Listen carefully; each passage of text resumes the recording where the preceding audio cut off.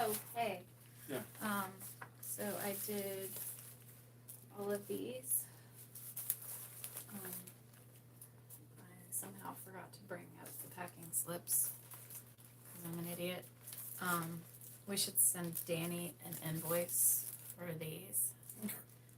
Because there's no way for him to actually buy them on the website, but we can just email him an invoice because he emailed us, so we have all that. So.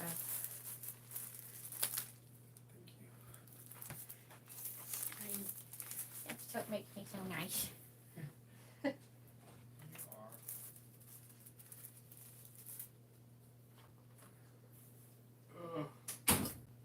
I don't understand what's going on with the freezer. Okay, a couple minutes. Not a lot of it.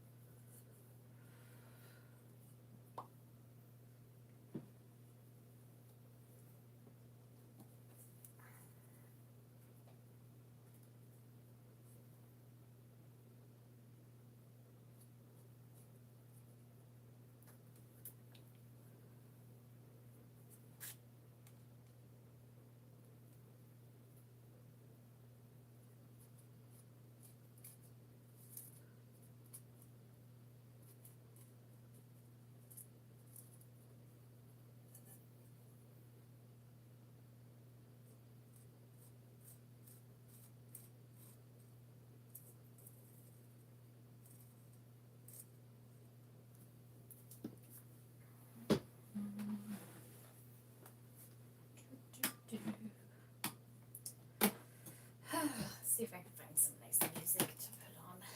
Some nice soothing music.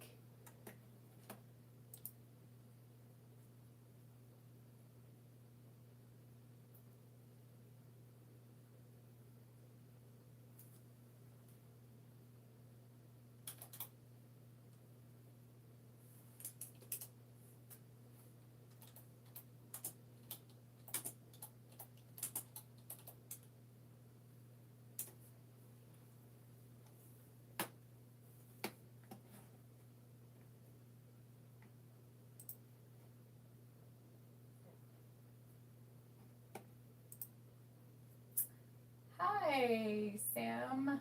Yes. Sorry about that. I'll see if I can put on some music so you don't hear quite as much of the scraping.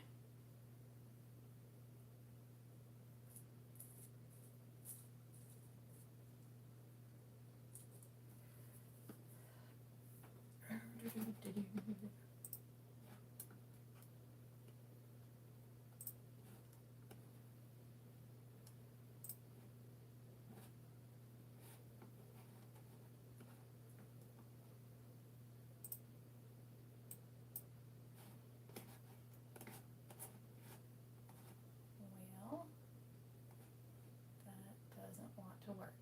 That is poopy. Okay.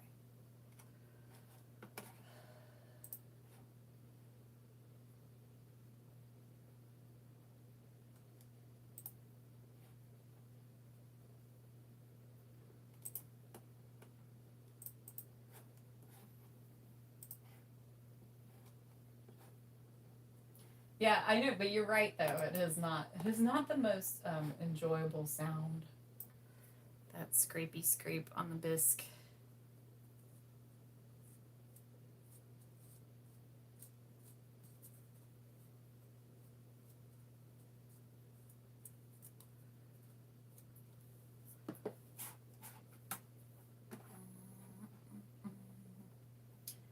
Music. There we go.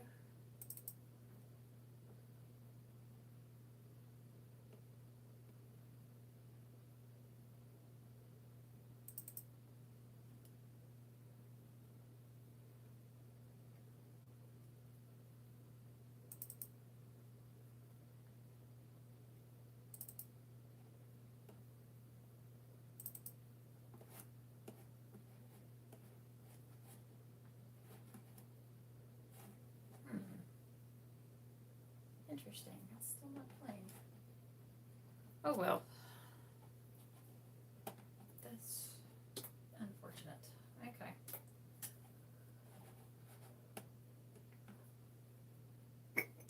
Well, somebody asked me about the bee jar, so there it is. There's the bee jar, all nice and finished. So, here you go. You can see there's the little bee and the honeycomb. And then here's the jar. The glaze pulled a little bit of the purple, so the purple is not quite as bright as I wanted it to be. It's interesting because like none of the other colors seem to have that problem. Maybe the yellow a little bit, but and there's my little note to my friend on the bottom.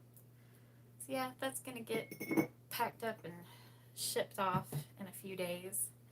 My friend that it's going to is currently out of town, so I'm waiting to send it to her until she will be in town. So yeah, I actually had an unfortunate incident yesterday where I went sliding down the stairs, which really sucked, as you can imagine, I'm sure. And it was one of those where my foot hit the edge of the step, and then I just went whoop. So yeah, so I'm not feeling too hot, and I decided instead I would just do some long overdue surface decoration, because I have in my, on my current to-do shelves in various places, I have many, many, many pieces that are unfinished. So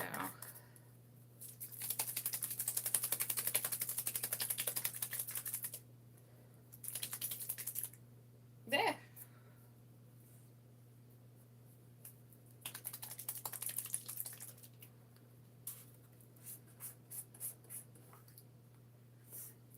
Alrighty.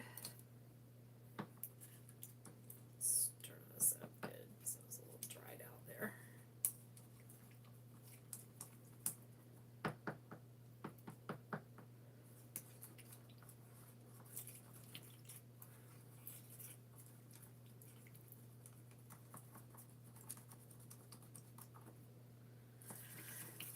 So what's up with you today, Sam?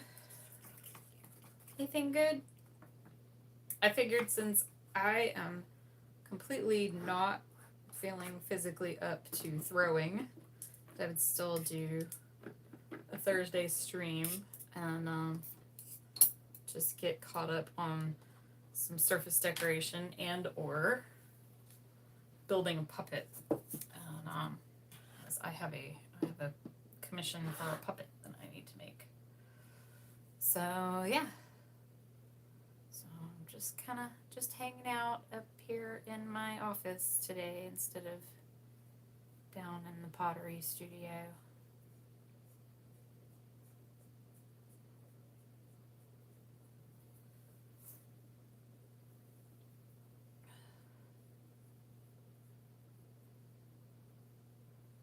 I'm hoping that this comes out the way I wanted.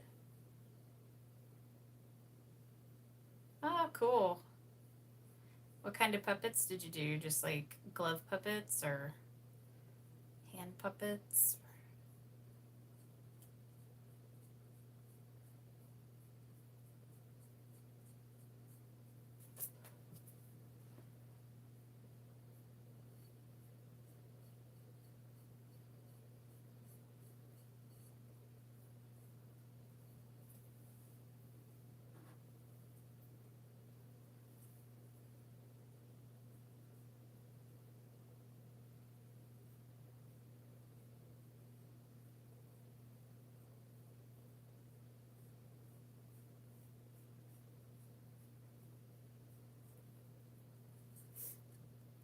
Muppety type puppets. Cool.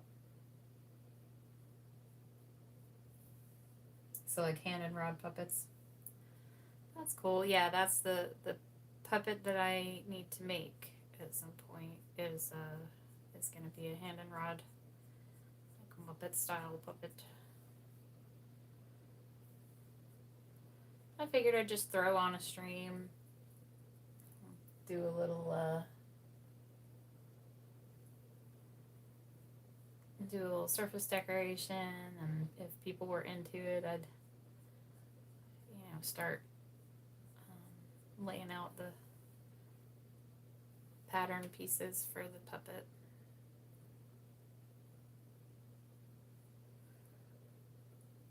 Yeah, you can.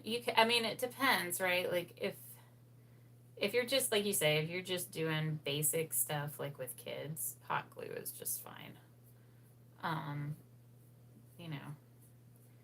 If you want something that's really super durable, then you want to go with something stronger and or sewing. So I use a combination of a whole bunch of different things. For my adhesive pieces, I usually, if I want the puppet to really last, I'll use this stuff called barge.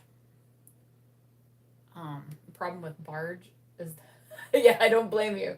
Not trusting them with needles. Yeah, a bunch of kids go home and with bloody fingers, and moms are calling you. I don't blame you. How old are the kids you're teaching?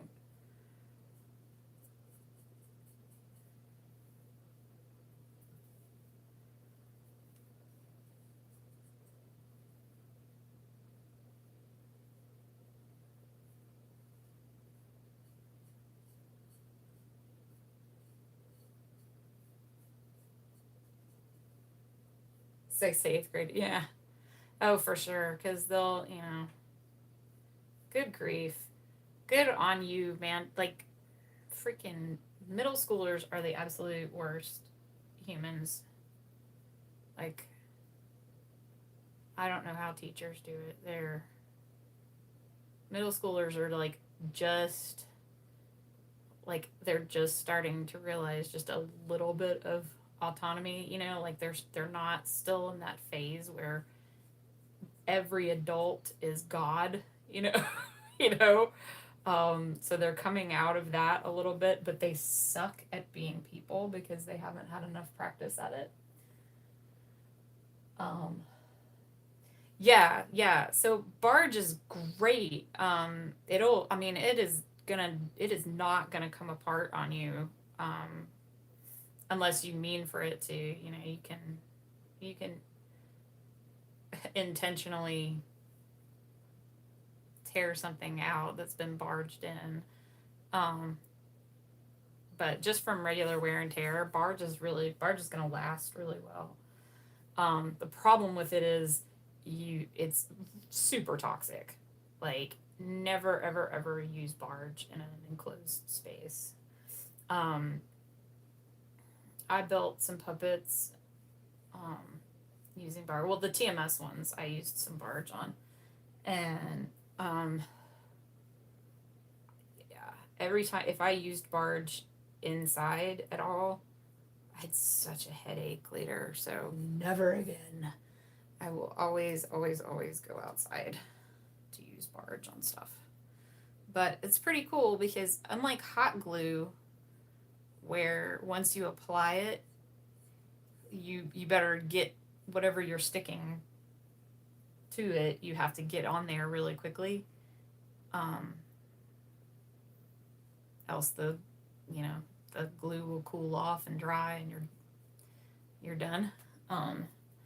Barge is kind of the opposite. You apply it and then you let it sort of set, and you apply it to both pieces that if you got two things that you're sticking together, you put barge on both sides of them, and both sides of it, or both of the pieces, and then you let it sit there for like 10 minutes and come back, and then you just stick it together and it is stuck. It's stuck together. Like, it's good stuff. It works really well, but like I say, very, very toxic. You want to make sure you're in a well ventilated area, and or use a respirator. Especially if you're going to be doing a whole lot of it, definitely use a respirator.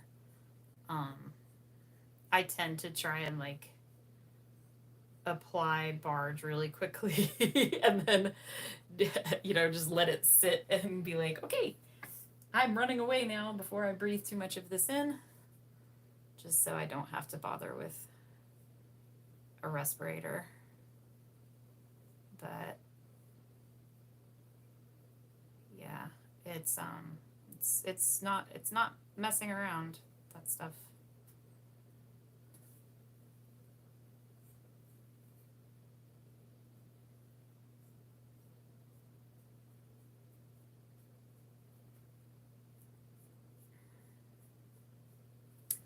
So what I'm doing is I'm just kind of filling in these areas where I sort of applied this little Zentangle onto here. And what I want to do is be able to really sort of bring the 3D element to life, that as if you've ever seen Zentangles, you know that the shading is really what what makes them cool and impressive. So that's kind of what I'm doing. Super 77 spray. Yeah.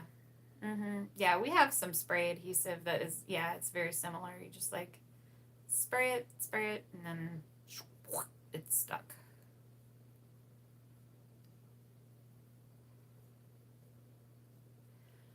If you watch Adam Savage stuff, you'll know about this already, but like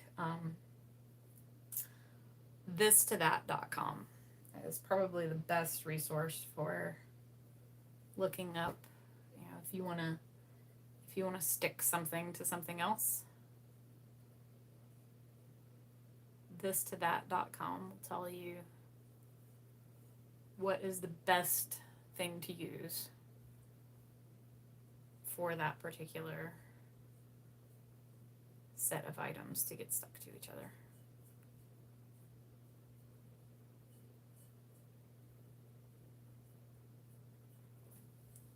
It's kind of disheartening when I go looking at thistothat.com hoping that the thing that like, for example, if I'm like, I can't be bothered to fool with barge, is there another way to do this? So I go look it up on thistothat.com and it tells me, nope, use barge. It's a little disappointing sometimes.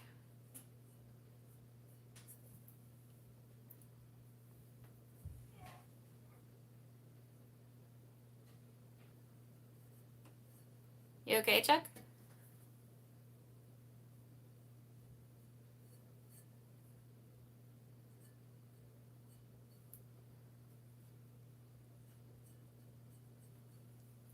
Oh, there's my dog.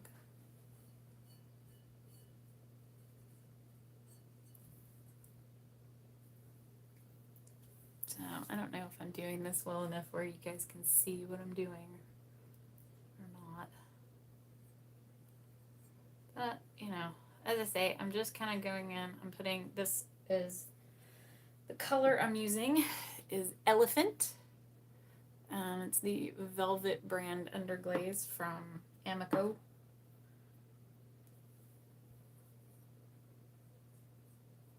So I'm just kind of putting that in all of the separate little areas. And then probably what I'll do is I'll go back over each of the lines so that I have a nice crisp line there. And then continue going over it with an underglaze pencil. So yeah, this was a Zentangle. Sorry here. Yeah. That's a Zentangle. I actually took a lot of pains to like make sure I was putting them in sort of an even configuration so that it was like a continuous design all the way around. And what I did was, if you can see this pink stuff, this is actually a carbon transfer. So I took some graph paper and I I measured the circumference of the piece, and then I divided that in half and took graph paper and I put just the circles here, so just these little dots that are like the in-betweens. So I put those at even intervals on the graph paper, and then what I did was I just cut out a piece of the carbon transfer and then put the graph paper on top of it and traced over where I had put the circles, and then that left me with exact circles all the way around. So then that I could just draw in the Zentangle from there, because it really, like, this tangle really just kind of starts with those circles. So if you get the circles where you want them, you can pretty much do this tangle. It's pretty easy. It looks cool and impressive once it's shaded, but it's pretty simple. Pretty simple little design, which is why I like it.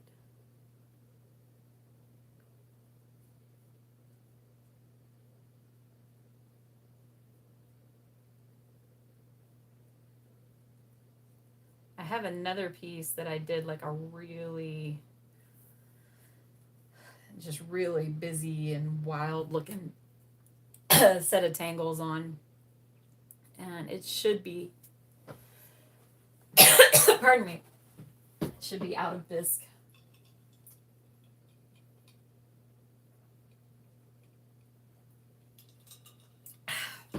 But I think that the studio is closed this week for the 4th.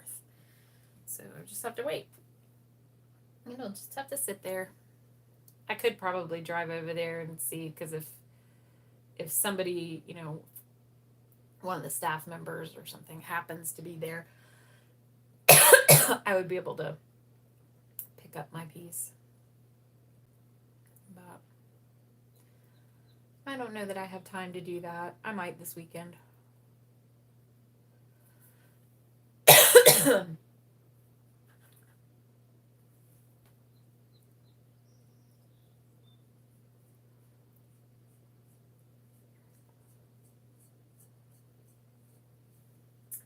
So welcome, anybody who just joined. I am just laying down some underglaze on this piece of pottery here. And then after I get this layer of it on here, then maybe we'll take a vote and see what you guys want to see me do.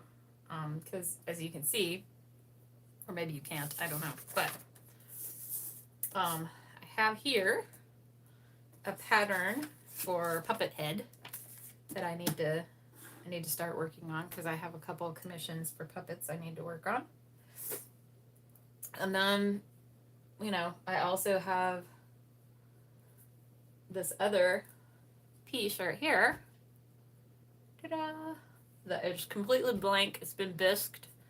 So that guy's ready for some surface decoration, so we can, you know, start working on that. Hi, Icor. So yeah, there was, but I think I screwed up and I only put it onto, TikTok. So yeah, I will do a bee pot reveal video, but just for you right now, I'll show you. So here he is. Here's the bee. Nice little honeycomb. Some of the colors on the wings didn't come out quite as much as I would have liked them to, but, and then, and here's the main body of the pot. Again, you can see like the purple kind of washed out a little bit. That's partly due to the clay body and partly the glaze pulled it a little bit. And there's the inside of the pot. But yeah, overall, I'm super pleased with it. And I love the bee. I think the bee is like, it just gives it life. So yeah, I'm excited to get that sent off to my friend who that was for. So I made it for her. She was having a very, very bad week, for reasons I won't go into because it's not my story. But what did I say? It's the bee's knees. I mean, it's probably the best thing I've made.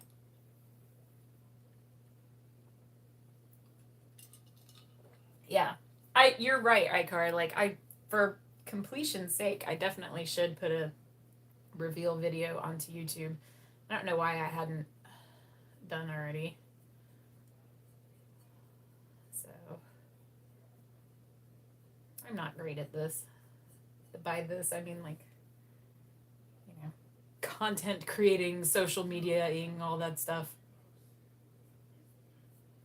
But it's fun, and I am enjoying, and frankly, I'm just hanging out with, like I say, I just like hanging out with my pals and making stuff while I do. So good fun. So yeah, so what would you guys like? What would you guys like to see once I'm done putting the layer of gray onto this pot? Would you like to see me do more surface design on pot stuff, or make a puppet, or, you know, do a little dance? I don't know. It's not that kind of stream, but I can try. I should warn you though, the reason that I am not throwing on the stream today is because I kind of slipped down the stairs yesterday and hurt myself a little bit, so I'm just not feeling up to fighting with throwing things on the wheel today. It's just, if I got resistance from the clay on centering, I would just be like, I would probably literally throw the clay and be like, F this, I'm done. I'm out of here.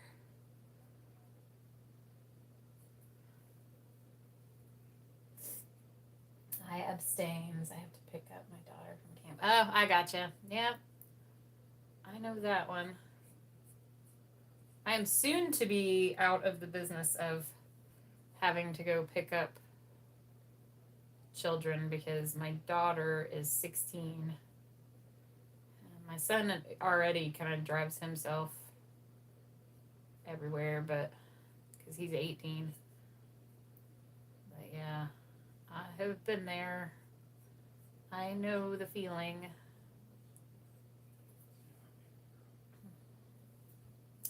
What I'll probably do is get this layer of underglaze onto here and then switch over to cutting out stuff for the puppet, because I've been procrastinating that for so long. So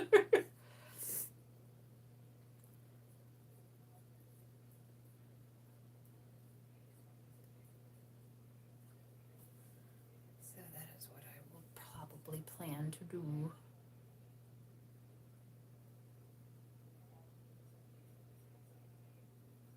I like how the underglaze in certain places is kind of picking up some of the darkness from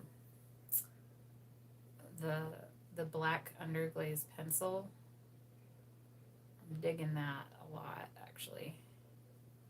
I'm really, if I'm excited to see the piece that I have in bisque right now. I'm excited to see what it looks like when it comes out, because I feel like there's just a lot I can probably do with these underglaze pencils.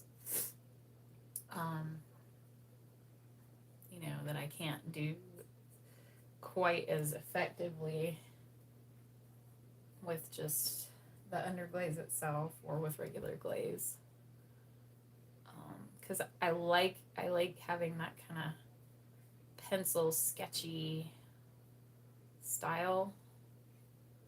I just kind of dig that stylization. So you can really get that better with an underglaze pencil. Like I say, if it comes out of the kiln the way I think it's going to. So we'll see. And if not, well, at least I learned a thing. Got it. Yeah, that's so hard.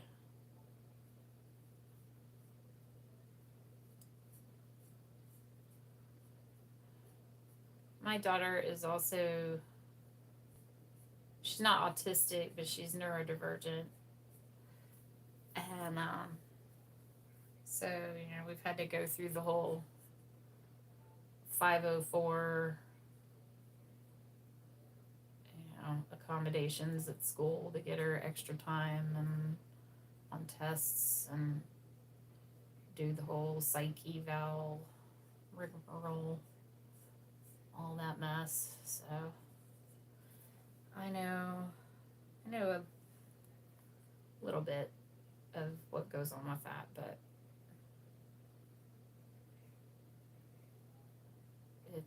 it's always hard.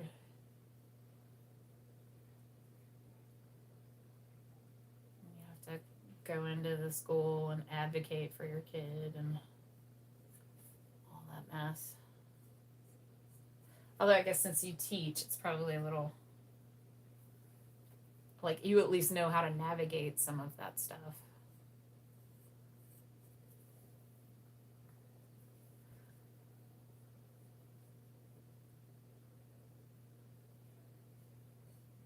who to talk to and which forms to fill out and stuff like that, which we did not.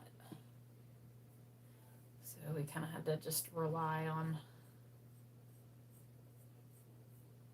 folks to tell us what we needed to do and when. And sometimes it's hard to know if they have the best interest of your kid in mind or if they are just trying to make their own workload lighter, which I don't blame them, because schools are way overloaded, undervalued.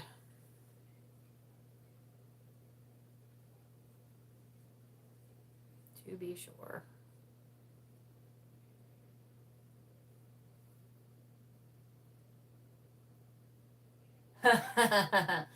Yeah. I used to joke because my ex-husband is he's really good at navigating all that kind of stuff and schmoozing. He's quite a schmoozer. So he was really good at going up and establishing kind of a rapport with the counselors and the administrators and whatnot at the school. So he was usually the good cop. I used to joke that I was like, okay, y'all, you have to put up with him coming up here all the time and bugging you. So I'm gonna mostly stay out of your hair, but if you see me, you messed up. If I'm asking for a meeting with the principal or the counselor or whatever, and I'm gonna be there, something's wrong. Because I usually defer to the kid's dad on that. Because, like I say, because he's, that is something he's good at. And they don't need two sets of parents separately going up there and having to repeat themselves all the time and crap like that. I figured best for me to just mostly show up, for fun events and things like that, to be supportive, and then when necessary, be the bad cop. It worked. It seems to have worked pretty well so far.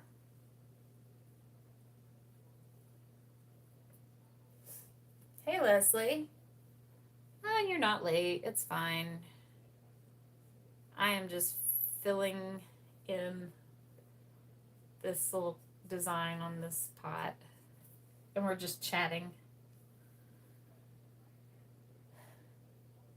Yeah. Yeah, that's always funny, right? Like when out of a huge school, all the administrators know your kid because you've because the parents have been squeaky wheels.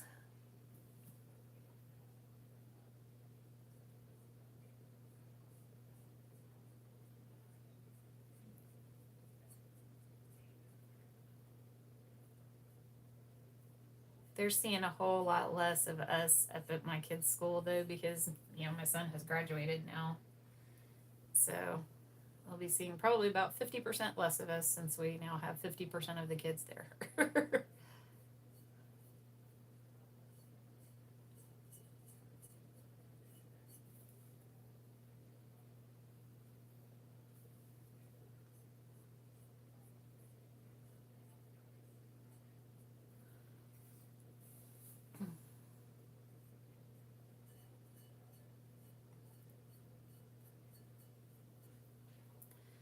So you can kind of see how this will probably, the underglaze never actually dries the same color that it will be after it's fired.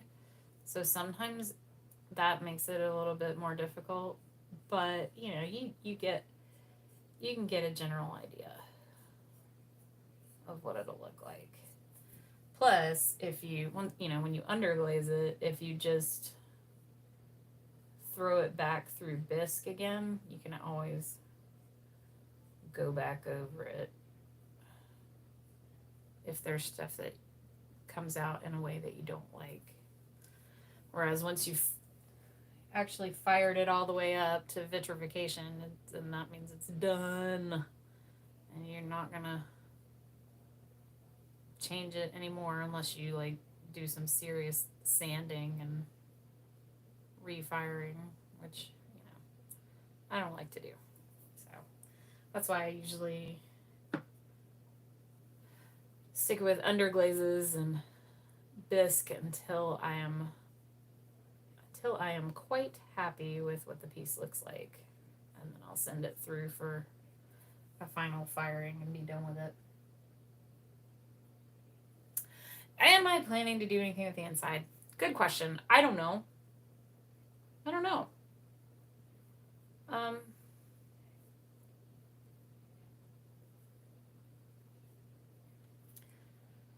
Yeah, I mean, it's a pretty good flat bottom. So I have a pretty decent canvas to do whatever I might want to do on the inside there. So I might put like a different, like a round tangle design on the inside. I'm kind of just really into the whole Zen tangle thing right now.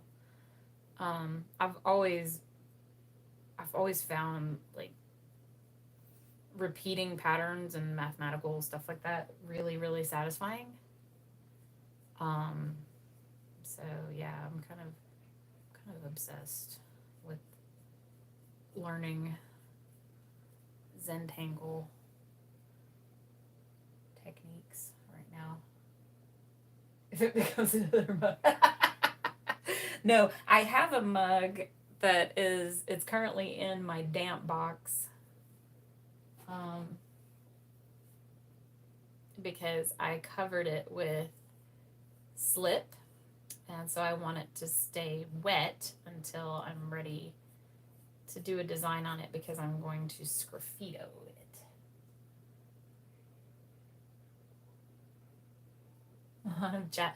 Oh, right. So like they don't need to have handles, like little small handheld Japanese teacups. That's clever.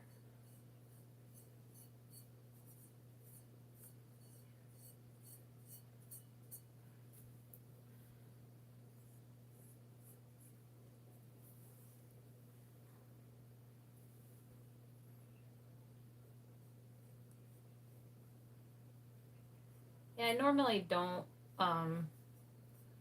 like pulling handles as much as just like extruding them, because it's just it's so much quicker and so much easier to do. But you know, it is pretty fun. It's pretty humorous. All the dirty jokes come out when you pull handles. It's true. It's true. It's true. Hello, Tweep. How's it going? All right, so I'm getting pretty close here. So what do you guys think? Has anybody got an opinion? What should I do after I'm done? So like what I'm doing is I'm putting a layer of underglaze all along this whole piece. And I'm almost done with that. So once that's done, I'm just gonna, I would say set it to dry, but I mean, underglaze dries really fast, so it's not so much a letting it dry thing as it is just a putting it down thing. So anyway, I can let this dry, and then I've got one blank piece that I have nothing on, so I can try and figure out what I want to do with that. Or the other option is I can start laying out things for building a puppet.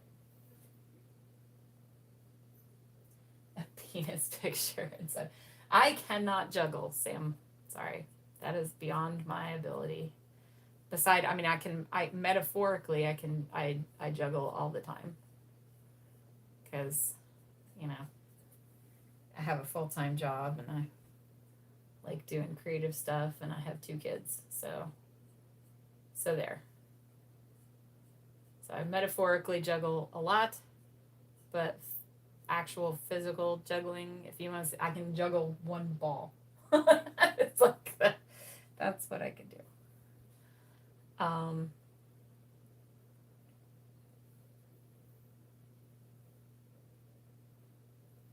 Yeah, Icor, my daughter wants to make a mug that on the bottom of it says "You've been poisoned," so that way whenever somebody gets to the bottom of it, they freak out. 'Cause that's just her little sense of humor.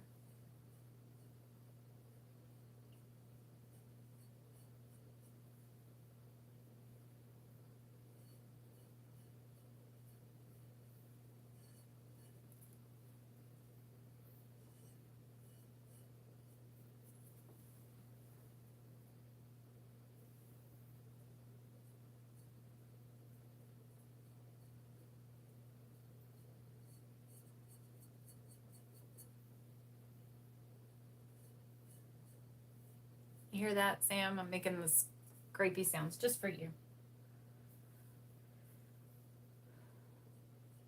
It's less though with the brush. You don't hear it as much.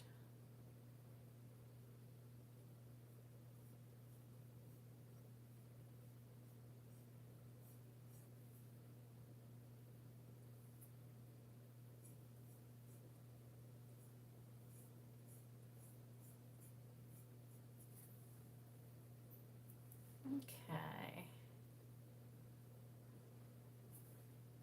I think we're just about filled in here.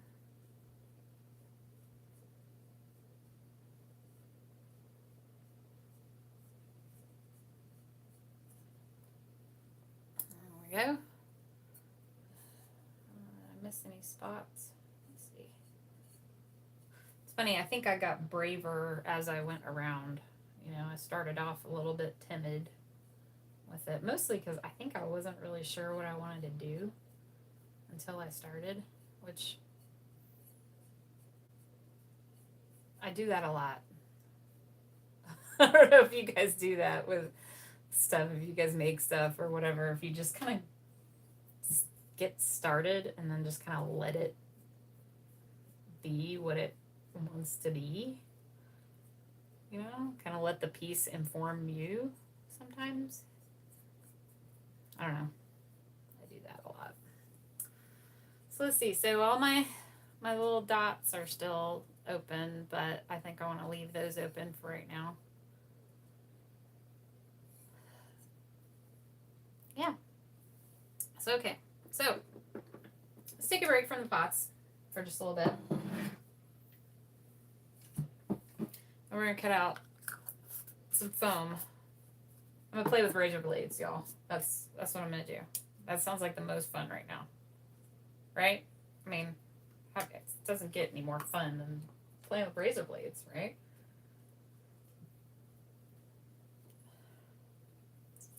Oh, tricky, Icor. That's tricky. Wouldn't it be kind of easy, though, to track down who told them that it was the antidote? I guess if it would be hard to prove that they didn't know, you know, or that they knew that it wasn't the antidote.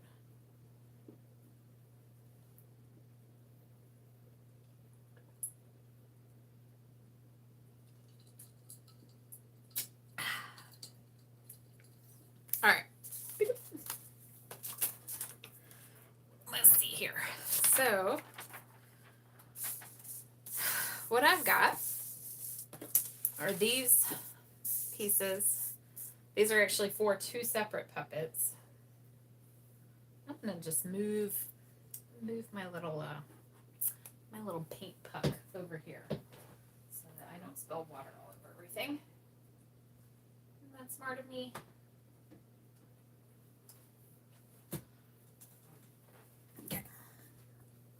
I'll move the paint jar out of the way. You guys have seen it now, so that's cool. So these two are essentially like for the same puppet head. So these will go to making the head for a hand and rod puppet. This is the fabric piece and this is the foam piece. And then the other pattern that I have is for a glove puppet that I'm going to make for a friend of mine. She wants me to make her, this is so funny. She wants me to make her, oh, thank you. I love these pants. These are my penguin pants. They're from MeUndies, so I think they still have them. But yeah, so my friend wants me to make her a mantis shrimp puppet. So I freaking never heard of a mantis shrimp before. So I had to go look up what the heck it was. But yeah, if you Google mantis shrimp, they're kind of cool looking actually. And it does lend itself well to being kind of a cool puppet, I think. All right. So I have too much crap on my desk, y'all. I just cleaned this place out. There's all kind of evidence online of me cleaning up my workspace. And yet, here I am. Too much crap on my desk. All right, so here we have our foam.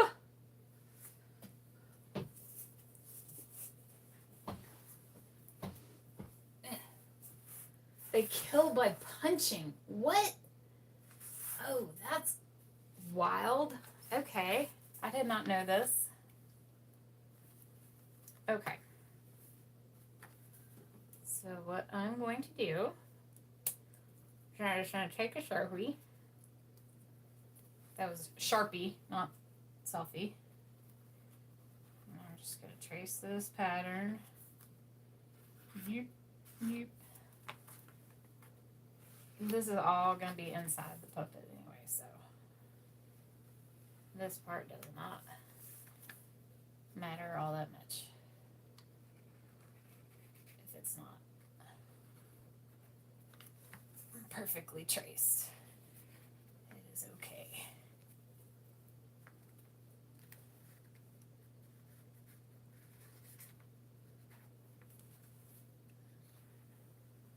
Just gotta get it on there so you know where to make the cuts, essentially.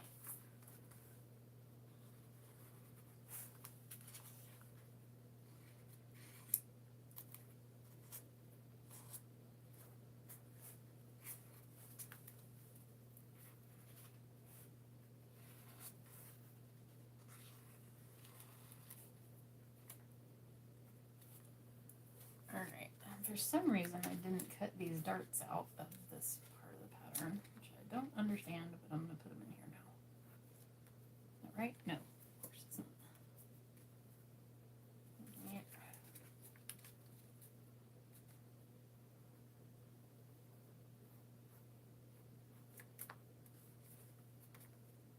Still skinnier. Okay, there. That's where I want it. Okay.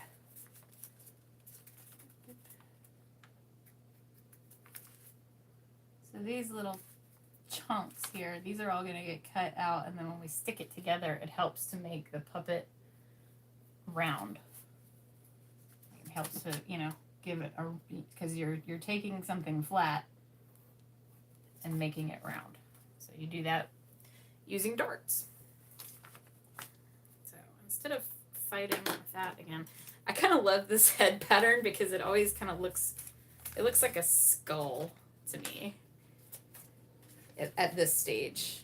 You know, when you put it on the foam and you put it together, it doesn't really as much anymore. It just looks like a head. But at this stage, I think because of these parts right here, these little darts for the upper lip, it always kind of looks a little bit like a skull to me which is fun. Okay, so now we need 2 sides to this. So now I'm going to do the same thing. Or, yeah, it looks like Lisa Simpson's. Oh, yeah, because up top. Yep, you are correct. It does.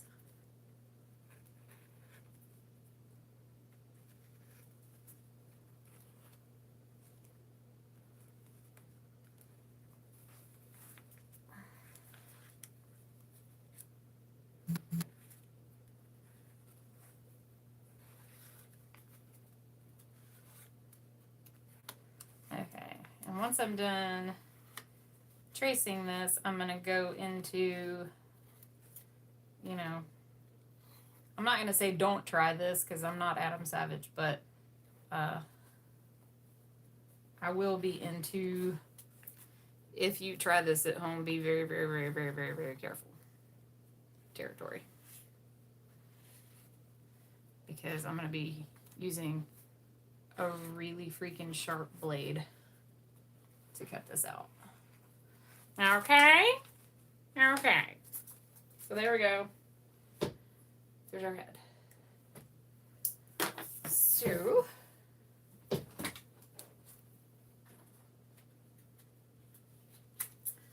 this is what I use to cut these out.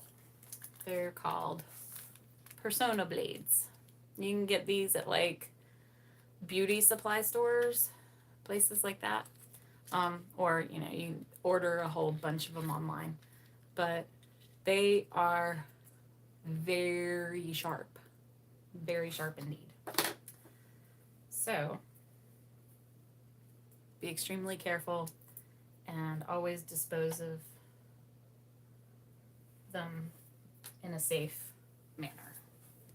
Okay? Okay. So what I'm going to do, by the way, this is 1/4 inch foam. This is not super great foam. You know, I mean, it's fine. It'll do, but like professional puppet people tend to like to use stuff that's called reticulated foam. And that it's stronger, like you can sew straight into a piece of reticulated foam and it will hold the thread. Whereas this is just like cushion foam. This is like, you know, order it from Amazon, buy the yard, cheapy, you can get it at Joann's kind of foam. So, but for this purpose, it's fine.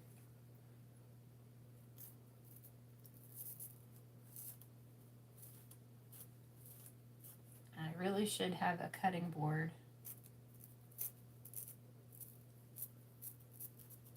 Underneath here. Shame on me for not doing that. But I'm mostly sort of driving my blade around away from me. This is a trick I learned from a fabricator who he's done a lot of work at the Center for Puppetry Arts. His name is Vito.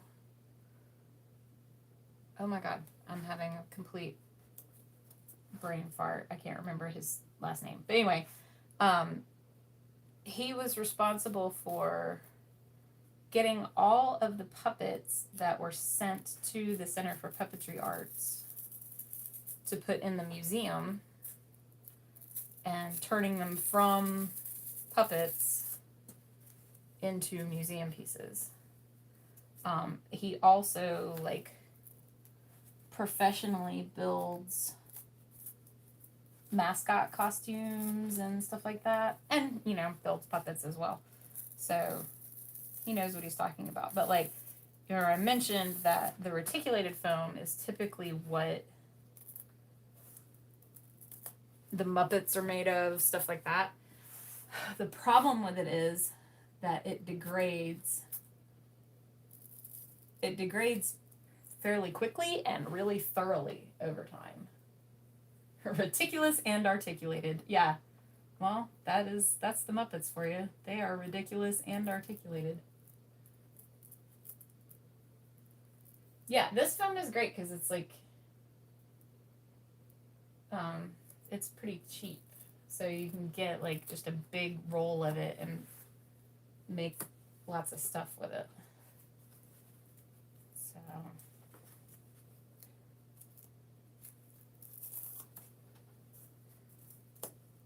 Ordinarily, this would be way faster than what I'm doing right now, but I'm sitting here blah blah blahing and concentrating super hard. But ordinarily, I would do this a whole lot faster. Also, I'm working with this giant sheet of foam instead of just cutting out a smaller portion of it.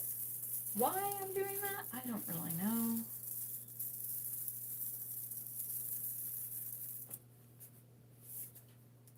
As you can see how this blade, because it's nice and sharp, you can just really just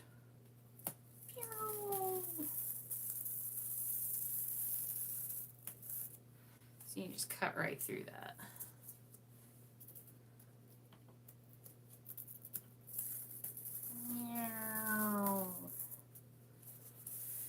And again, sound effects, always make sound effects.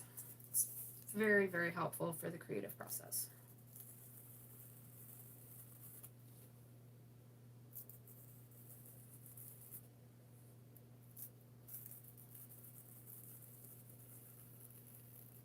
Oh, but yeah, so what I was saying about the reticulated foam is that it degrades really quick and really thoroughly. And yes, as Sam Lloyd said in the chat, it crumbles to complete dust.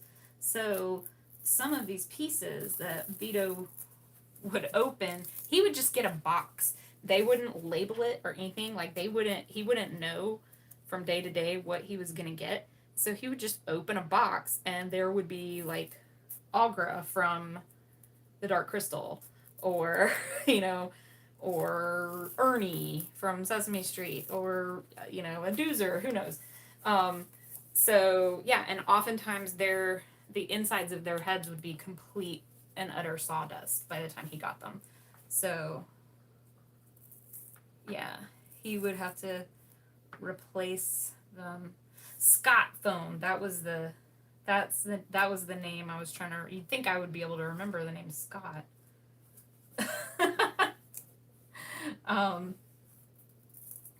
But yeah, that's another name for the foam that they use, is Scott foam.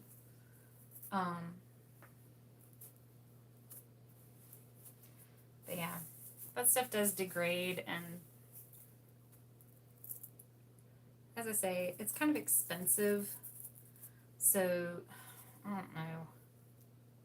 For the stuff that I do, I like to just use the regular old craft foam stuff, because then if I screw it up, then I don't feel guilty. I don't feel like I wasted a thing. Although, I don't know.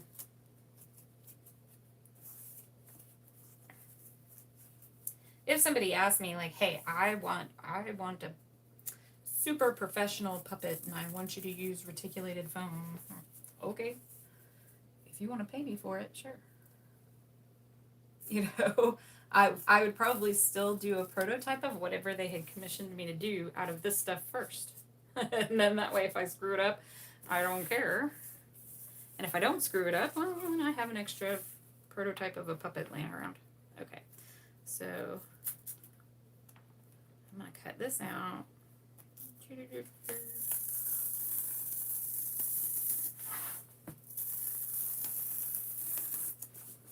Because I'm tired of fighting with this giant sheet of foam, y'all.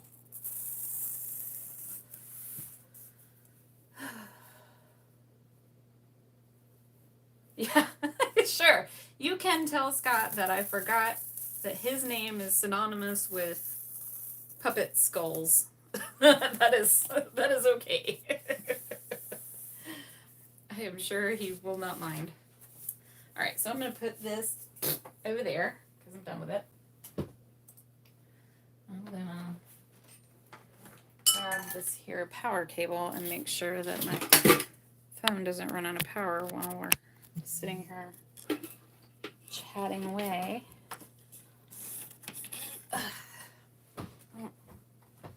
Hopefully that's not in y'all's way. Okay. I am also going to do the responsible freaking thing. You know what? No, I'm not. I don't care. I don't care. I'm just going to be careful. What I was going to say was I was going to do the responsible thing, go get my cutting board, but there's too much crap on top of my cutting board right now. And I'll just file that under stuff I should have prepped before I started the stream. So you see this blade is already starting to get a little dull. So I'm just going to put that over it and get out a new one.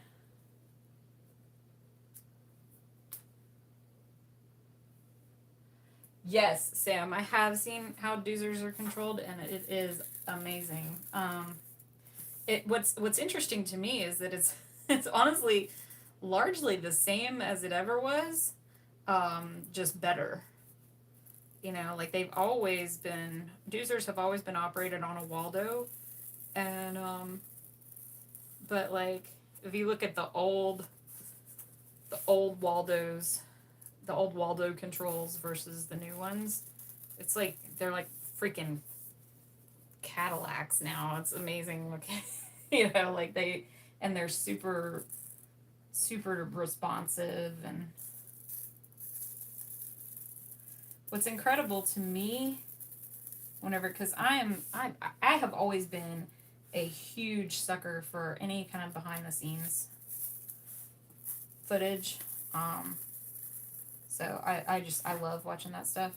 But anytime you watch one of those puppeteers, you know, they pick a puppet up and it immediately comes to life.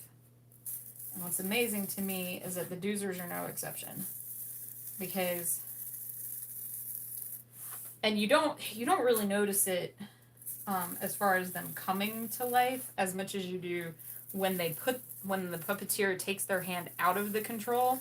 You can see the life go away from the doozer, which is unbelievably cool to me. Like, because it's just this radio controlled little bitty guy, you know, like you wouldn't think.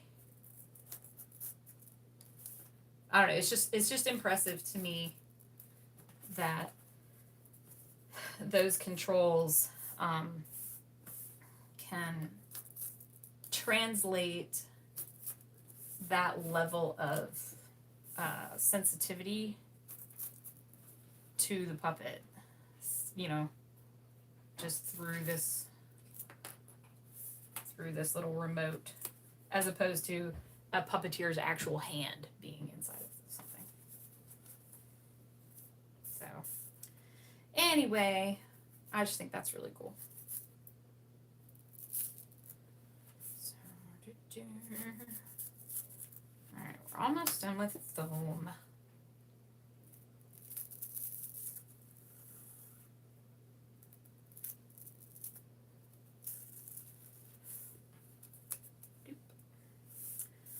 This, by the way, speaking of Scott, well, hey, Jeff. How's it going?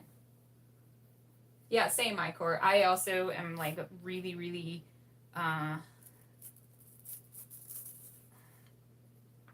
try to be really fastidious about throwing sharp things away.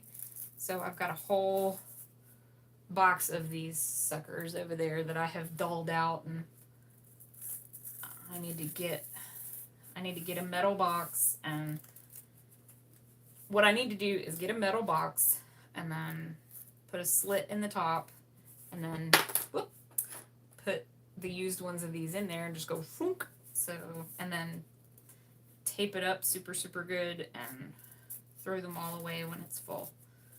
That's what I need to do. I haven't done it yet, so I just have like a collection of the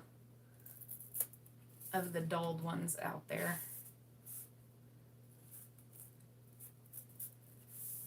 Sorry, no music today. I don't know why I couldn't get...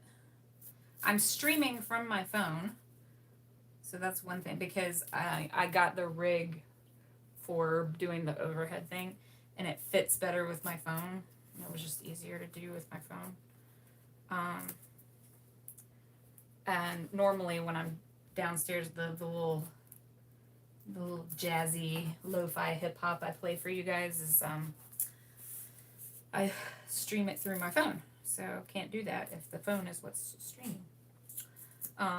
And I don't know why my music is not coming through my computer, because that's what I tried to do, but oh well, just me chatting today. All right, so bloop. Now we have our headpieces. So what's going to end up happening is I am going to take the aforementioned barge, and I'm gonna splatter these and create what one of my favorite TikTok accounts calls the Forbidden Honey Sandwich. And then I'm gonna push them together, and it'll make like this really nice head shape.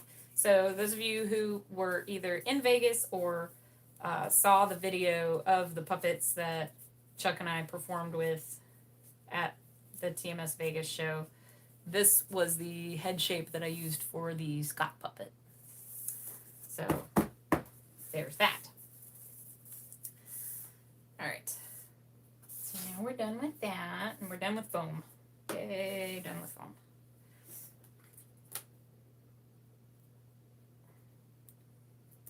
I also, Icor, you mentioned like you don't ever want to throw away, you like hoard the sharp things in order to throw them all away properly. I also do that. The other thing that I do is I hoard this stuff, because I also, in addition to puppets and the other stuff that I do, I make amigurumi stuffed animals, and this stuff makes really good stuffing. So I save all of this. Is it a bit much? Yes. Yes, it is. Do I do it anyway? Yes. Yes, I do. Okay.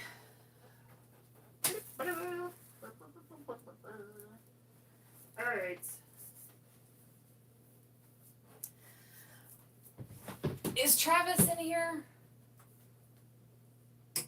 Did Travis join the stream?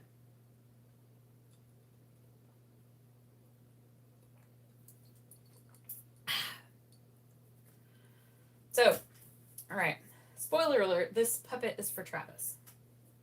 So, let's see. Do you guys have an opinion? So I have a bunch of different colors available for fabric for this Travis puppet.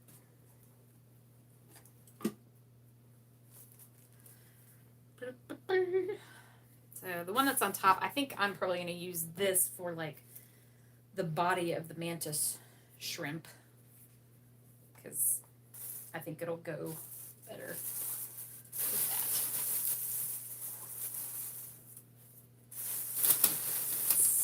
Stuffing. Okay.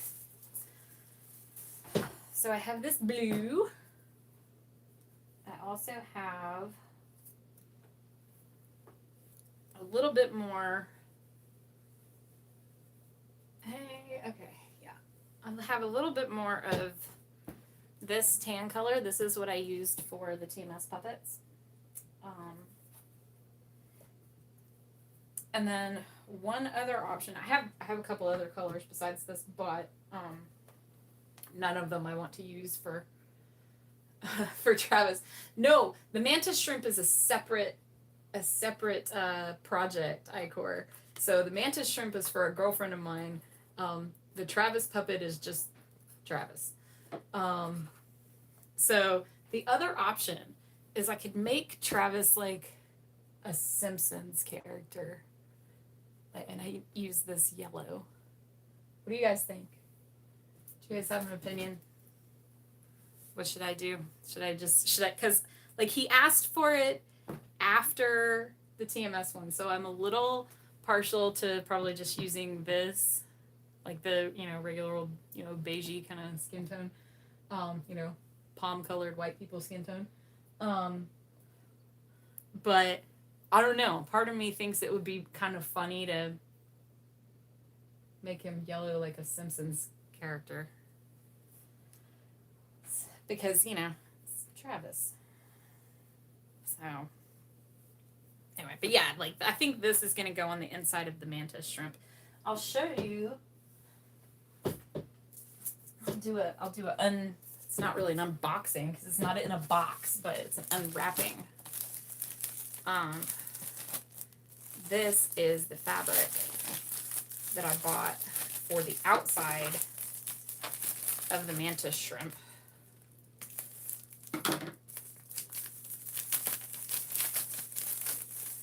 It's going to look so badass is what I meant to say. Look at that. Look at how cool that is going to look for the mantis shrimp. Like, what? And then I've also got this color. I mean, what? Oh, so cool. So yeah, I bought a yard of each of those, and which is way more than I need for that one little glove puppet. But boy, howdy, am I excited about that. Because I'm going to make some cool looking shit with those colors. So,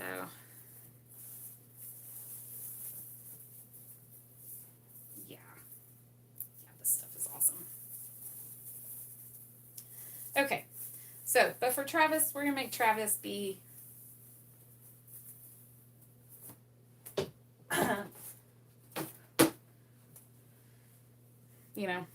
people colored, white people colored. All right.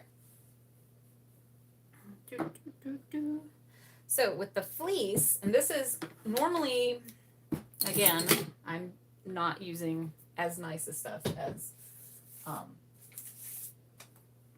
the Muppets and whatnot people use because they're super, yeah, that's a great idea, Sam Wood. Actually, what I have, I think I have a pair of peepers in here.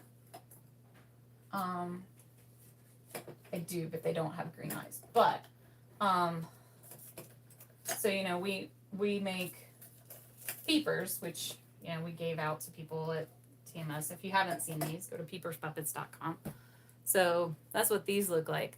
So I have eyes like this that have, white, they have white irises, but no, they don't have white irises. They have green irises, and they're like bright, kind of a gem green. And these are like safety eyes. So I could use those, and that would actually be a really good idea for my little shrimp.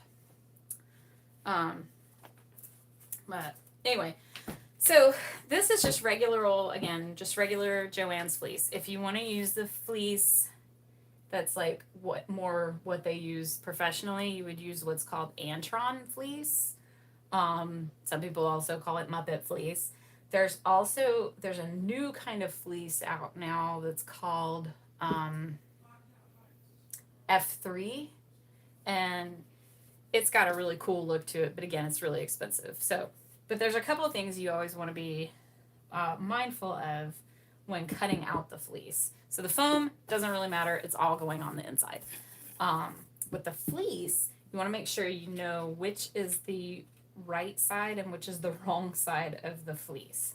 So I don't know if you guys can see this on there or not. So see, this is kind of like the smooth side, and this is like the more fuzzy side. So I want to use the fuzzier side for the outside. Also, another thing with fleece is, especially this stuff, just like the regular old fabric store Joann fleece, it stretches, but only one direction. See that? See how like that doesn't stretch, but that stretches. So you always want to know which direction your stretch is, and also, you know, pay attention to what side of the fabric you're working on, because it's important. Cut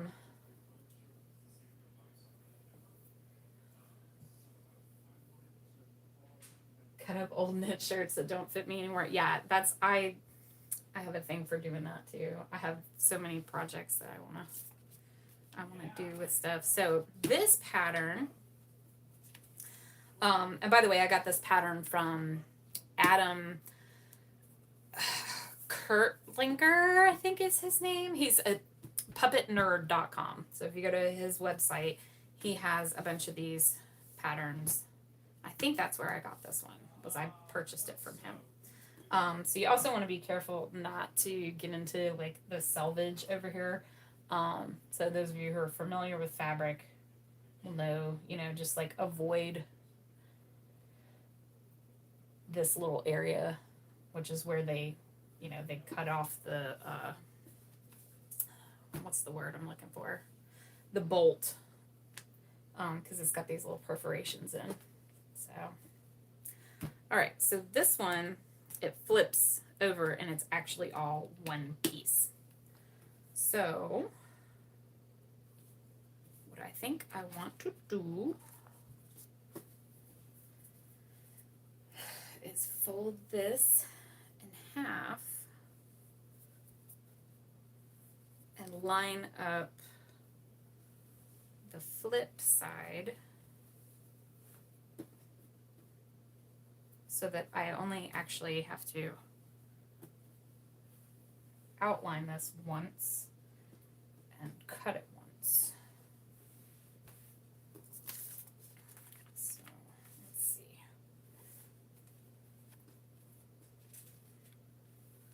So I want to really make sure that I get that line on there good.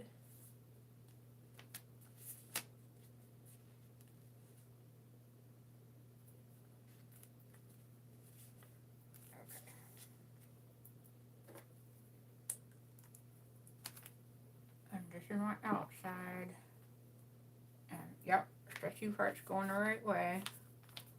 All right.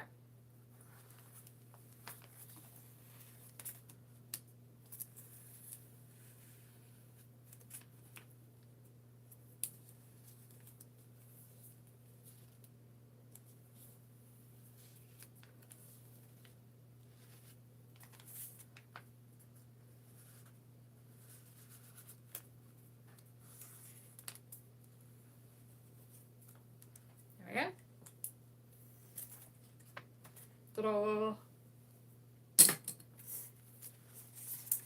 Now, I could cut this out with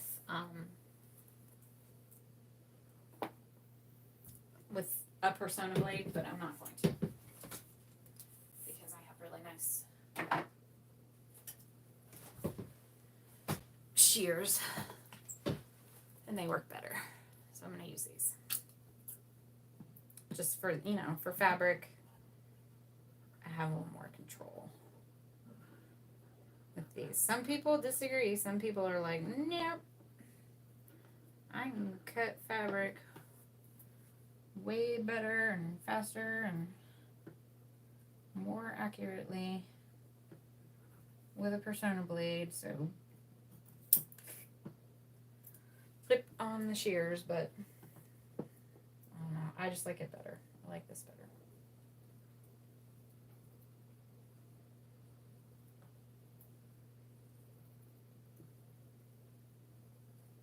Especially when I have a piece that's folded over in the middle.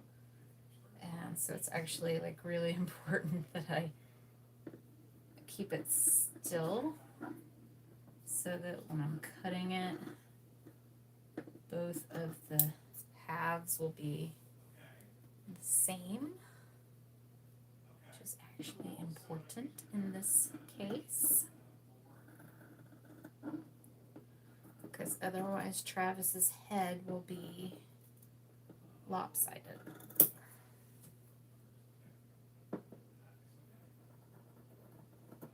This is also a thing I like to do.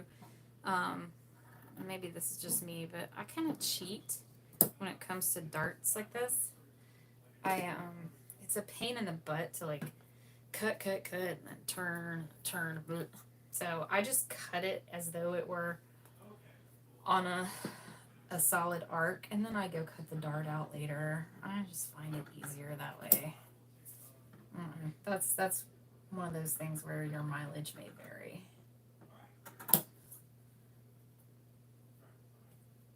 Yeah, Puppet Nerd is great. He has great, really good, accessible videos, and I really enjoy his tutorials.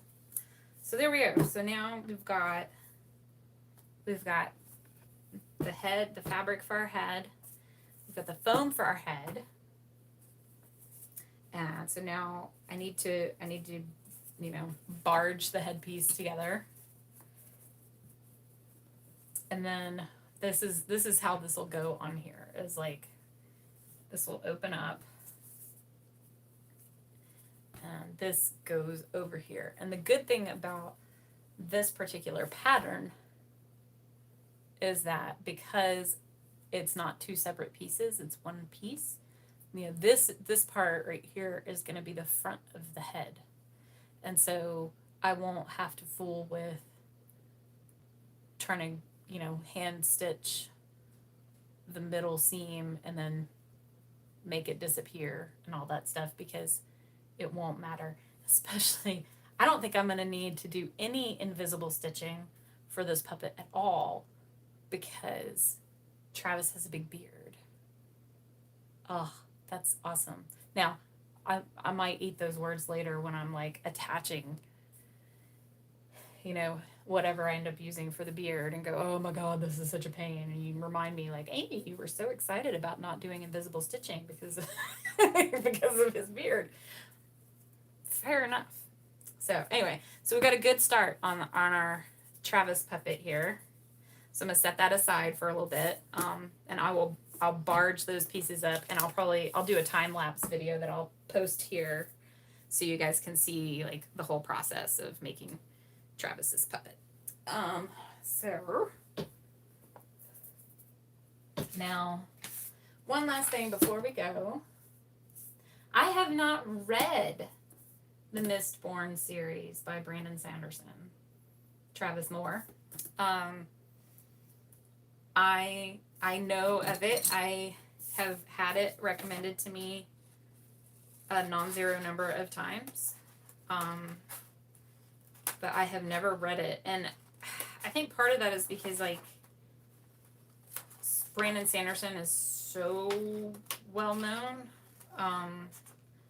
that I almost feel like it's kind of selling ice to Eskimos to talk about Brandon Sanderson books on TMS. And I am not a super fast reader, so I have to be kind of have to choose stuff that I'm actually gonna end up talking about a lot of time on the podcast. But I do want to read his stuff because I have heard really, really good things about it. I do very much want to read it. Right now, it actually was a little bit of a reprieve for me for there to not be TMS this morning, because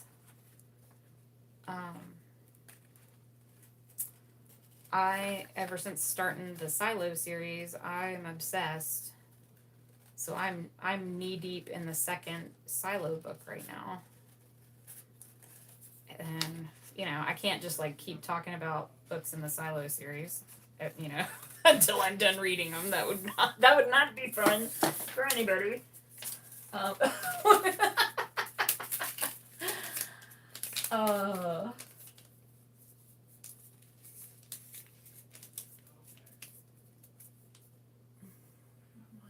Do that with the darts on the phone, but didn't want to get all mansplaining.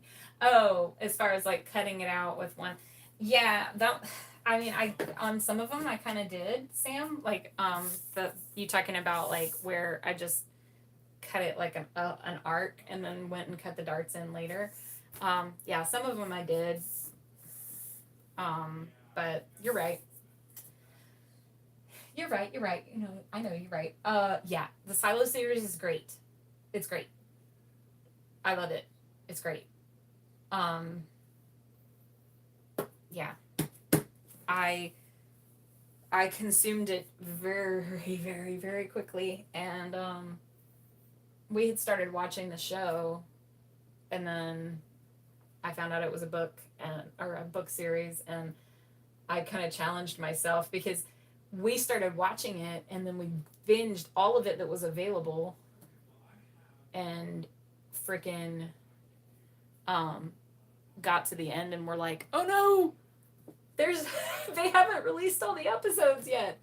And so I had a week to go, and I was like, all right, I'm going to see if I can finish reading the first book before the finale comes out. And I sure enough did.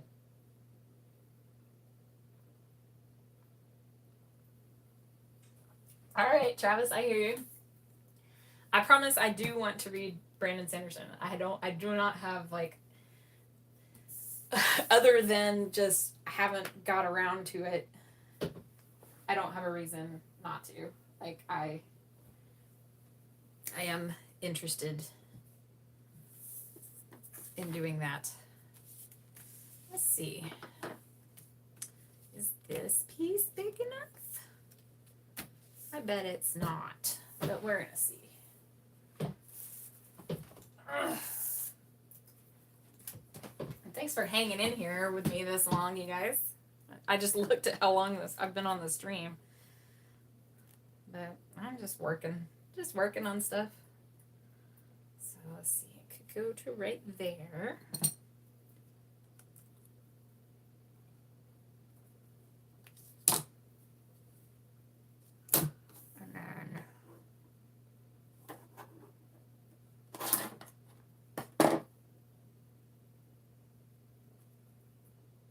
And then there. Oh yeah, that's perfect. Cool. Okay. So this is going to be the inside of the shrimp. Anybody's first introduction to Sanderson, Mistborn. Okay, cool. That is actually a good piece of advice that I need because I didn't know where to start. So, because Brandon Sanderson is pretty prolific. So that is a good piece of information. It's kind of like Terry Pratchett. It's easy to get lost and intimidated and just not, and then just not bother. So with a glove puppet like this, it's less of an issue to make sure that you've got it on the stretchy part, but I think it is probably a good idea that we have the stretchy part be where your hand would go. Don't you think? I think so too.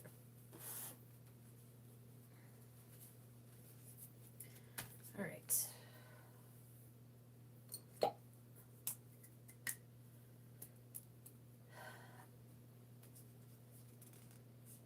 Yeah, we finished watching Ted Lasso, and we went from that to Silo, which, oh wait, this is wrong. This is not where I want this. Y'all just sitting there watching me do this wrong. Okay.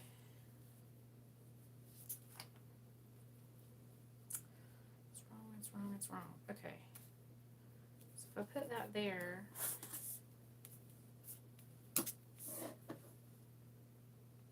Okay. That part of it is right. Wait, is that? Oh! Well, look at that. I'll be darned. Okay. I could do what I was doing. Groovy. Alright.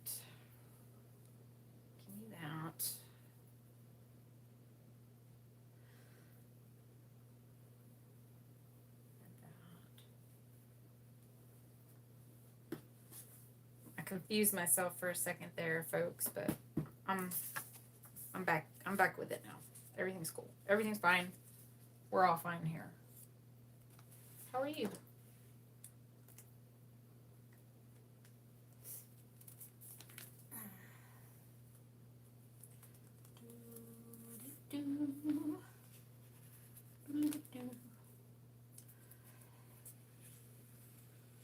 Man, one of my one of my favorite things to do with the podcast segment is to like introduce books that folks haven't heard of, you know.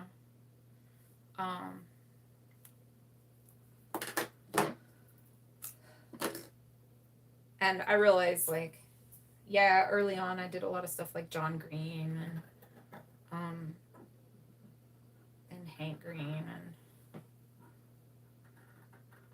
stuff like that, which, you know, obviously a lot of people have heard of Hank and John Green. But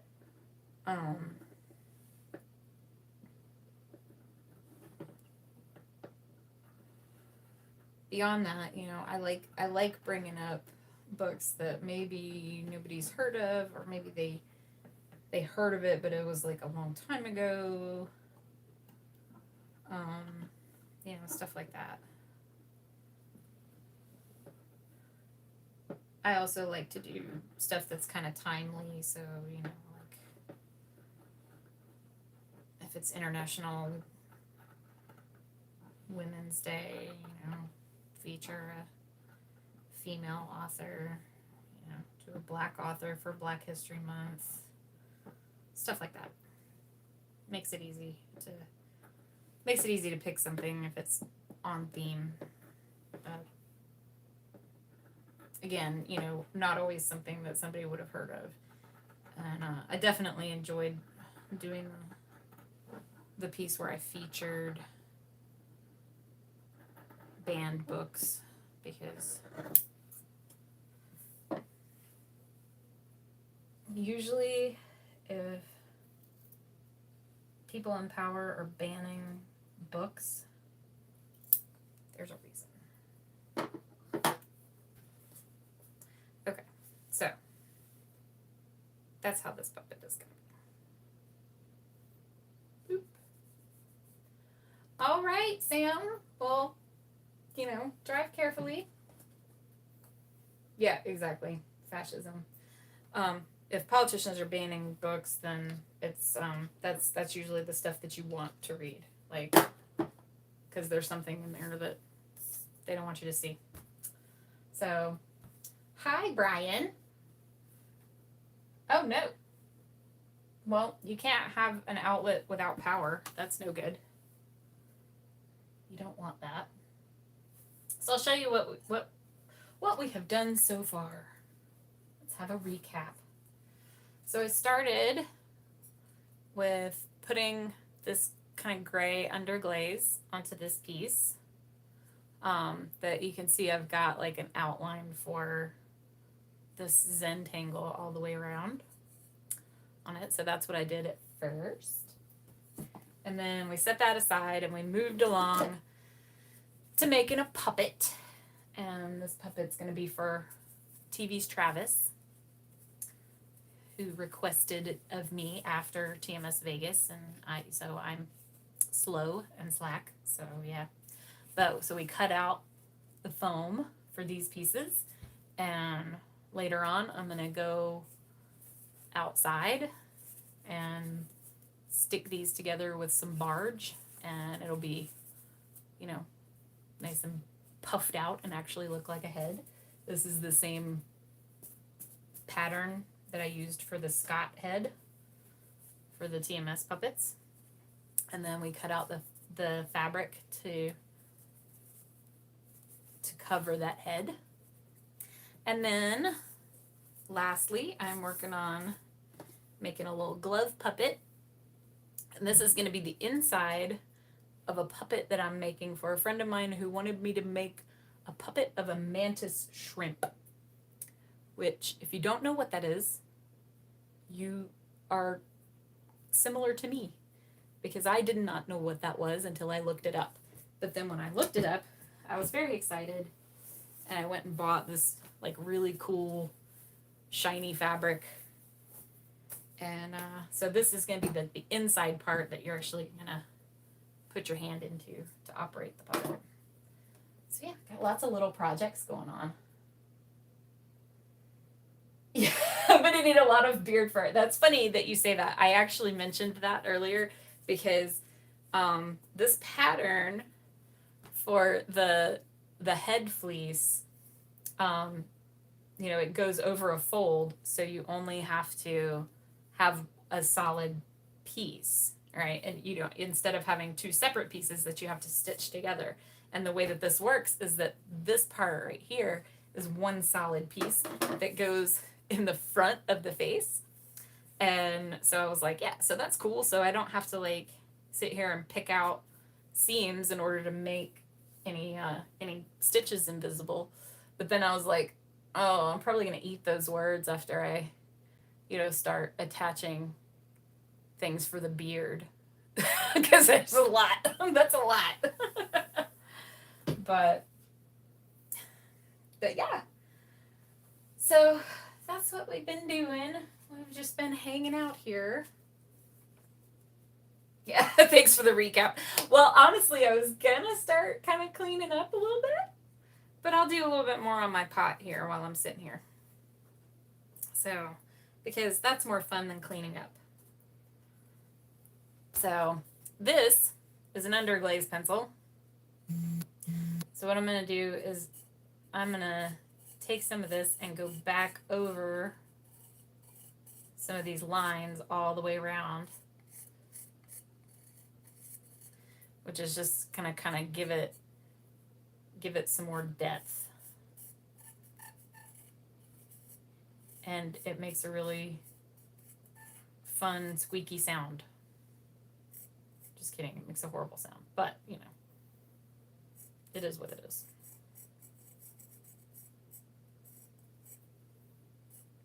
Did you get your power outlet working again?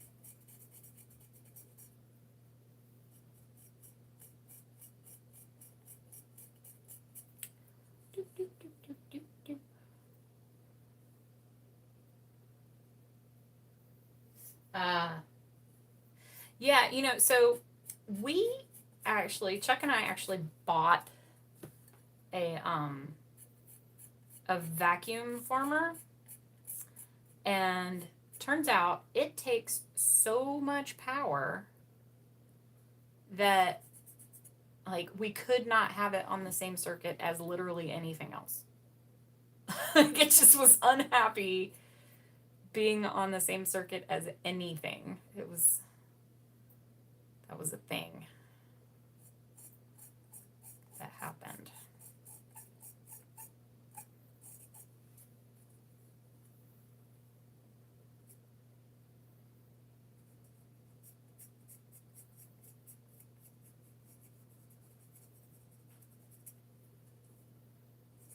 Sometimes when I'm drawing stuff like this on bisqued, I feel like a dental hygienist, because it makes that scrapey kind of sound, especially when I use one of these, one of my little squirt bottles with the sharp thing on it, because it kind of scrapes up against the pot.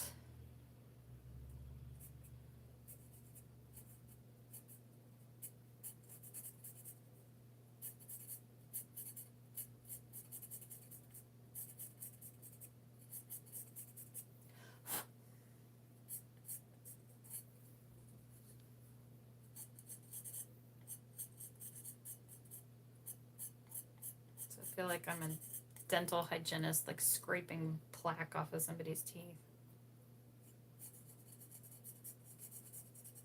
That's nice. Isn't that a nice, nice image for you guys?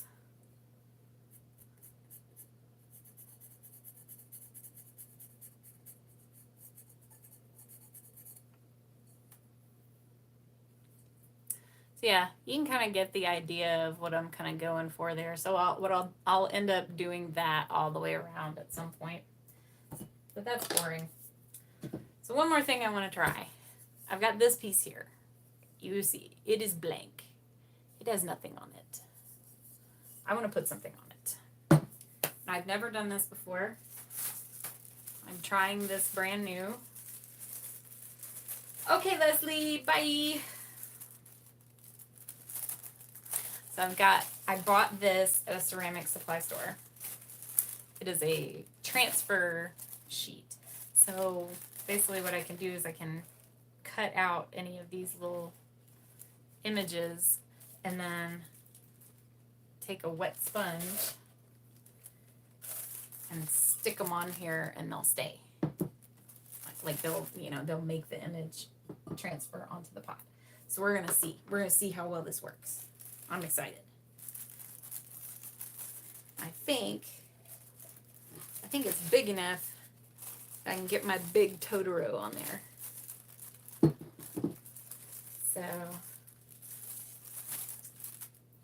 So are you asking Brian about this one, the basket weavy pattern?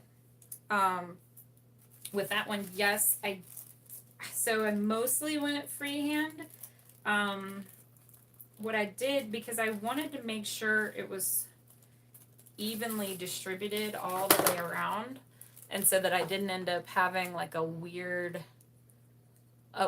sometimes you can tell, right? Like if you've got everything, if you just kind of eyeball it and you're like, oh, okay, yeah, these are evenly spaced, and you don't measure it out ahead of time, then you'll end up like you get all the way around and then like two of them are real close together or something because it's not measured properly.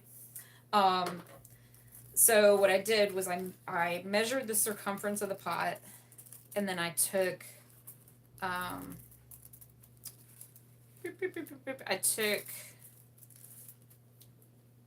graph paper. That's what it is.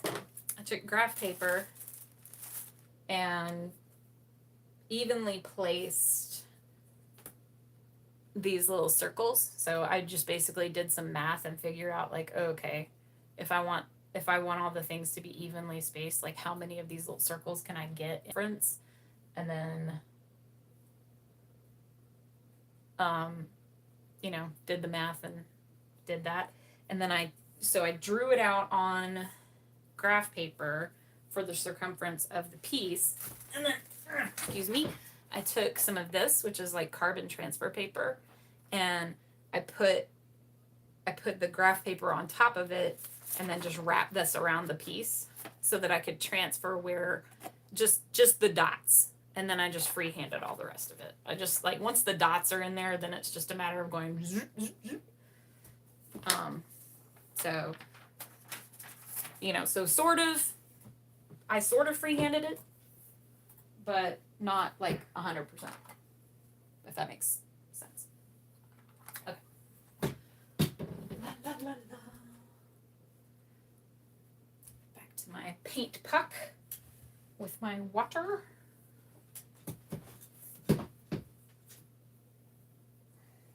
Yeah, I just really wanted to make sure that it all got on there nice and evenly, Hi.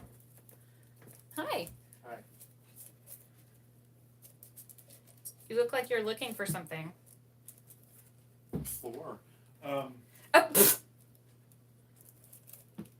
Chuck just walks by my office and looked like baffled, and I was like, are you okay? You look like you're looking for something. And he's like, the floor. Rude. All right. I have no idea if I'm doing this right, y'all. I'm just doing it.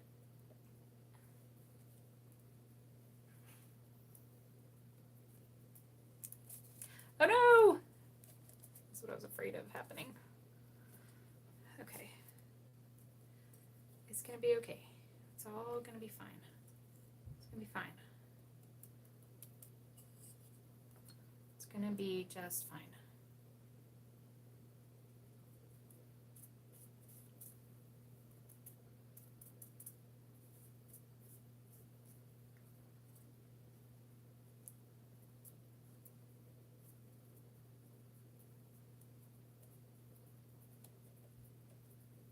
So this is not right at all, but we're gonna see if it works. This is just like this is a test run, which is okay because I have a whole rest of the sheet, so it's gonna be just fine. I could probably tape it, Leslie. Yes, I can.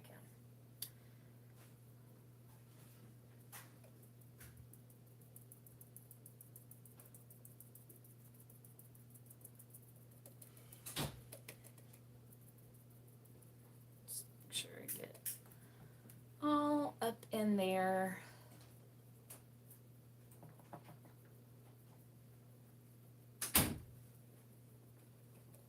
What I should have done is you know, cut out one of the smaller little dust sprites first and use them as my testers, but that's okay. So this is the great part of doing stuff with bisqueware. And see where I messed up over there. I can just take a sponge and just wipe it back off. I don't have to care. I don't care. I do what I want.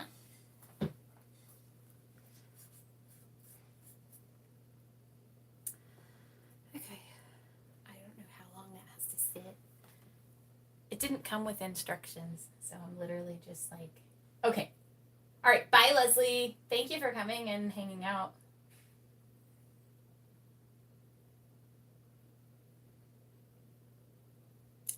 I guess the smart thing would have been to like look up how to do this first. But again, if it doesn't work, I can wipe it off. I haven't ruined the piece, and like all I did was cut out like one little teeny piece of this transfer. I have like, you know, the sheet has like tons more on it. So you can see there's lots of them. They repeat. I like this one because it's got the umbrella.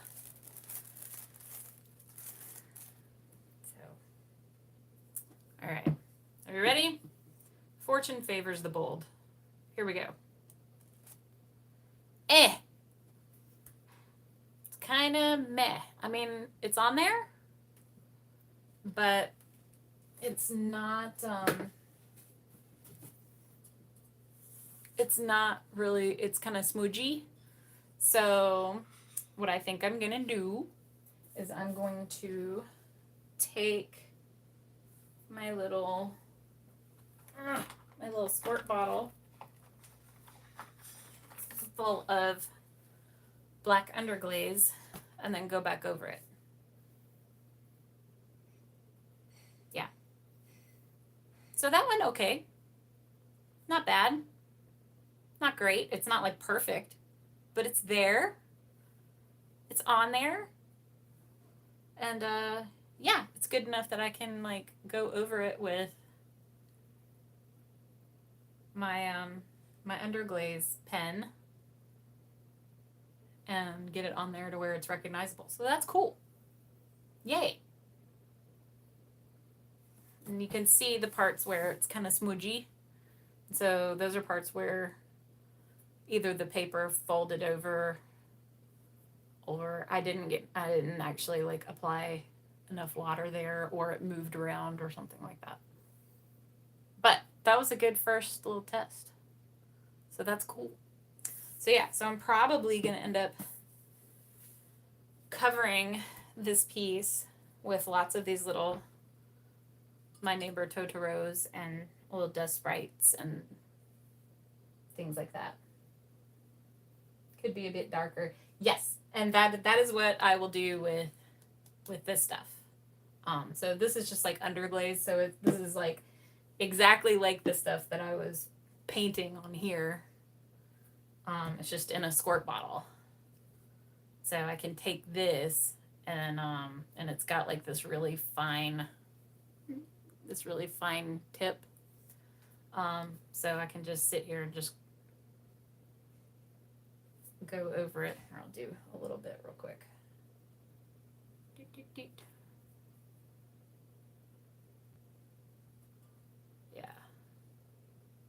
Yeah, that's gonna be cool. So yeah, see, so that's where the whiskers are, is where I just went over it. So I want to let that dry so that before I really start digging in and working on that a lot, because I have a feeling that it'll smudge a lot more if my hand starts messing about with it. But yeah, so that is exactly what I'll do. So that is really cool. And the pink stuff that I had earlier is kind of a similar thing to that. So what you can do if you, come on, fine. What you can do if you have some of this, which this is like I say, this is just carbon transfer. So, you know, let's say you just draw a little design, and like, let's say you doodle something on paper and you really, really like how it looked on the paper, but you're like, oh man, that would have been really cool to put on a piece of pottery. All you have to do is take it and trace it using just like a pencil or even like a chopstick or whatever, and it will transfer this design over there. So that's how I did what I was talking about with these, where I just transferred where all the little dots went, because that was nice and simple. So maybe I'll doodle out a design at some point and do another stream where I put those. I do a carbon transfer. Well, okay, y'all. My husband has made fun of me for not having a floor, so I guess I have to go and clean up. I don't know. What do y'all think here? I'll show you. I mean, I did go to all the trouble of cleaning up in here. So yeah. So I made kind of a mess. There's my big roll of foam I was working with earlier. There's my basket of stuff. So yeah, I guess I do have to go clean up. Killjoy, he is. Oh well. But he's right. I'll be much happier if I have a clean space later. So thanks for coming and hanging out, y'all. And yeah, I'll see y'all tomorrow at couch party, and you know, next week hopefully Scott gets his water working again, because that sounds horrible. So have a good weekend, everybody. Bye.